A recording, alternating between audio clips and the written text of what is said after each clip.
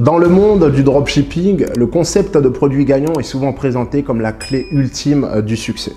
Tu as probablement remarqué à quel point ce sujet est répété inlassablement sur YouTube, que ce soit sur le marché francophone ou américain.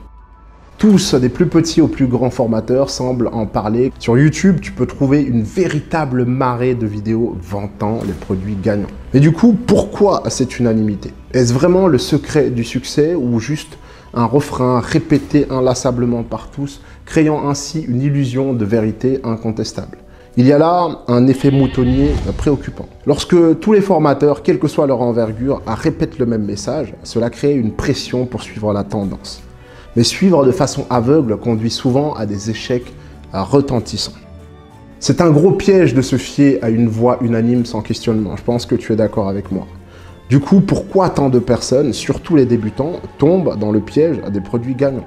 Qu'est-ce qui rend cette stratégie si séduisante malgré ces risques évidents? Je pense que c'est une question intéressante que nous devons explorer, que nous devons nous poser. D'abord, regardons la psychologie derrière cela. Pour ceux qui me connaissent, j'adore la psychologie, vous le savez. Le succès apparent derrière les produits gagnants crée une illusion de facilité, c'est clair. On pense que si cela a fonctionné pour eux, cela fonctionnera probablement pour nous. C'est d'ailleurs la raison pour laquelle tout le monde en parle, car il faut faire rêver les gens, en particulier les débutants, afin de mieux les convaincre d'acheter les formations. Je n'ai rien contre les formations d'ailleurs. Mais du coup, est-ce que c'est aussi simple? La preuve sociale joue également un autre rôle majeur dans ce processus. Lorsque vous voyez des histoires de réussite, votre désir d'imiter et de récolter les mêmes fruits vous pousse à suivre le mouvement, tout simplement, sans vous poser de questions. Mais cette approche est-elle vraiment viable sur un marché en constante évolution? C'est vrai que la promesse de gains rapides est irrésistible. C'est d'ailleurs pour ça que beaucoup de gens jouent à l'euro-million. Après tout, c'est humain de chercher des raccourcis vers le succès. Mais ce chemin qui a l'air facile à première vue, mène-t-il vraiment à une réussite durable ou est-ce simplement une illusion? Aujourd'hui, je vais vous montrer pourquoi cette idée séduit tant de personnes et pourquoi en réalité elle s'avère être un piège. Je vais ensuite vous présenter une approche bien plus efficace pour réussir en dropshipping. Comme je l'ai dit au début de cette vidéo, beaucoup de personnes parlent de ce concept, mais peu comprennent vraiment ce qu'il implique et les pièges potentiels. Je vais te donner un aperçu basé sur la réalité du terrain et non sur des promesses irréalistes. Reste donc jusqu'à la fin pour découvrir les mensonges et les vérités cachées derrière ce concept. Du coup, c'est quoi vraiment un produit gagnant? Un produit gagnant, eh bien, c'est tout simplement, en tout cas en théorie, un produit qui explose en popularité et génère des ventes massives. Mais il y a un paradoxe fondamental ici. Ces produits ne sont identifiés comme gagnants qu'après avoir été popularisés par d'autres personnes. C'est une course où les premiers arrivés récoltent les fruits et les suivants se battent pour les miettes. Lorsque tout le monde se jette sur ce qu'on appelle le produit gagnant, cela soulève un problème majeur, la saturation rapide du marché. Lorsque tout le monde se précipite sur le même produit, la concurrence devient bien évidemment féroce et les marges baissent, le produit du coup va perdre de son attrait. Ce qui était un produit gagnant devient donc rapidement un produit saturé ou un produit perdant. De plus, cette approche ignore un élément fondamental, la compréhension du marché. Chaque marché a bien évidemment ses nuances et ses besoins spécifiques. Le produit qui fonctionne bien dans un contexte peut être un échec total dans un autre contexte. Il ne s'agit pas seulement de choisir un produit, mais de comprendre les besoins et les désirs de votre public cible, les amis. Et c'est là que réside l'une des clés principales d'une stratégie de succès en dropshipping, la différenciation. Cependant, il est important de comprendre que se différencier ne signifie pas nécessairement réinventer complètement la roue. Il s'agit plutôt de trouver un équilibre entre l'innovation et l'utilisation de pratiques validées. Au lieu de suivre la foule, il est essentiel de trouver un besoin non satisfait et de proposer une solution du coup unique ou de proposer une solution avec un angle différent à un besoin déjà satisfait. Cela implique une recherche bien évidemment, une compréhension de votre public cible et une approche créative.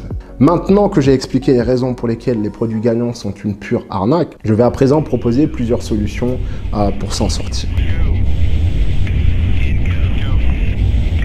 Note bien chacun de ces points car cette approche peut radicalement transformer ton business en dropshipping, donc sois bien attentif. En première position, je te recommande de chercher la demande, avant de rechercher un produit en utilisant Google Trends ou Exploding Topics par exemple.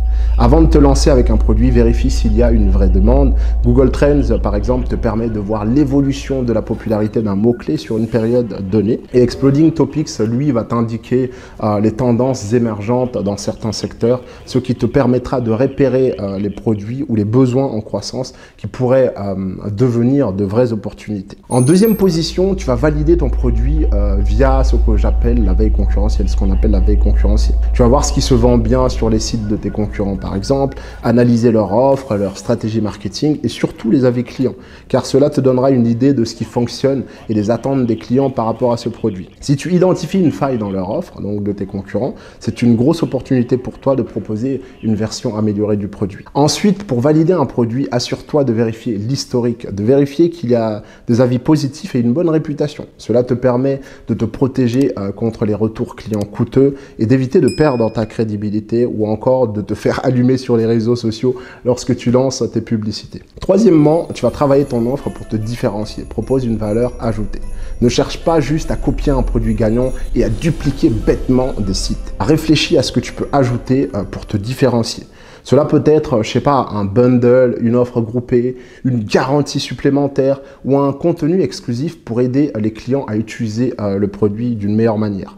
Plus ton offre sera unique, moins elle sera directement comparable aux offres concurrentielles. Le storytelling est également un outil puissant pour connecter émotionnellement avec tes clients. Si ton produit a une histoire, un impact environnemental positif ou des valeurs uniques, je t'invite à les mettre grandement en avant. Cela te permet de te démarquer sur un marché dit saturé et de créer une communauté autour de ta boutique. Et pour terminer, je t'invite à tester ton produit avant de t'engager à fond. Au lieu de te lancer directement avec un gros budget, commence avec de petites campagnes pour voir la réaction du public. Utilise des plateformes comme Facebook Ads, Instagram et même TikTok pour tester différents angles marketing. Cela te permet du coup de valider l'intérêt avant d'investir davantage dans tes publicités. Une fois que tes campagnes sont lancées, je t'invite à analyser les résultats. Regarde les taux de clics, les taux de conversion et les retours clients pour savoir si ton produit a un potentiel à long terme. C'est très important pour la récurrence. Si les premiers résultats sont bons, tu pourras alors investir davantage en toute sécurité. Tu l'auras compris, chercher un produit gagnant est souvent un piège, une quête de raccourcis.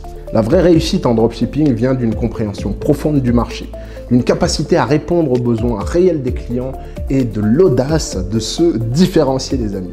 Au lieu de suivre aveuglément la mode des produits gagnants, développe une méthode basée sur l'analyse et la demande.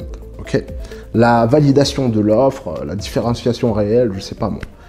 Le dropshipping, c'est pas un Eldorado facile comme tout le monde le pense, mais un modèle qui demande du travail, de l'intelligence et une capacité d'adaptation.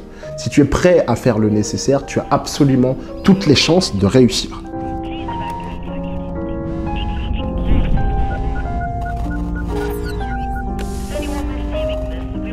Merci d'avoir regardé cette vidéo. Si tu veux approfondir ces sujets ou que tu as des questions, n'hésite pas à les laisser en commentaire. Et surtout, si tu es intéressé par le contenu, par du contenu qui te donne des vraies stratégies et non des illusions, abonne-toi à cette chaîne. Mets un like pour montrer que tu as apprécié cette vidéo et active la cloche de notification. Si tu cherches un accompagnement sur mesure aussi pour réussir en dropshipping, tu peux réserver un appel stratégique gratuit. Le lien est juste en dessous de cette vidéo, donc en dessous de la description de cette vidéo. Tu pourras alors parler à un expert de mon équipe et on verra ensemble s'il est possible de t'aider dans ton projet e-commerce. Du coup, on se retrouve très bientôt pour de nouveaux conseils. À très vite.